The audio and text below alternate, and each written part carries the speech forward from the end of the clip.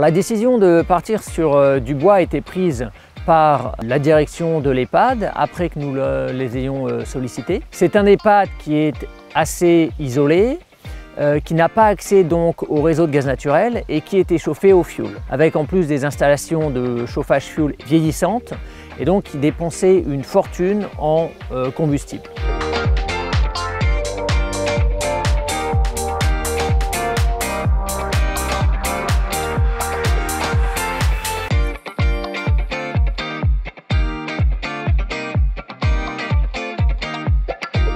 Donc la proposition que nous avons faite à l'EHPAD, c'est que Agronergie investisse dans l'équipement, en soit propriétaire et l'exploite pendant 12 ans.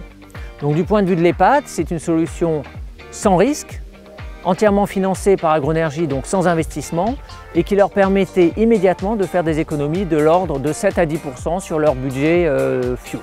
Depuis, le prix du fuel a substantiellement augmenté et donc les économies aujourd'hui seraient plutôt de l'ordre de 10, 15 voire 20%.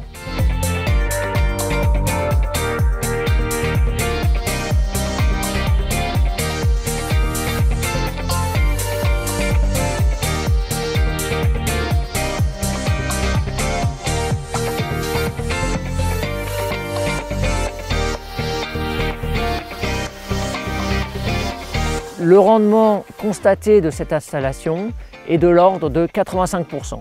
Donc c'est une installation qui fonctionne très bien. Il faut savoir que dans le coût de revient de la chaleur pour Agronergie, l'investissement compte pour environ 30-40% après aide. Et donc bien évidemment, si on n'avait pas eu les aides de l'ADEME, ce ne serait pas 30-40% mais plutôt 40-60%. Ça renchérirait substantiellement le coût de la chaleur et du coup, nous n'aurions pas été capables de faire des économies à l'EHPAD et le projet n'aurait pas eu lieu.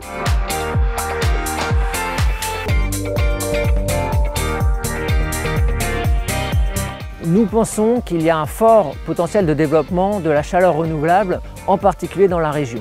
Il y a beaucoup d'établissements comme ceux-ci qui n'ont pas accès au réseau de gaz naturel. Il y a beaucoup de potentiel, que l'on soit sur une production de chaleur biomasse ou géothermique.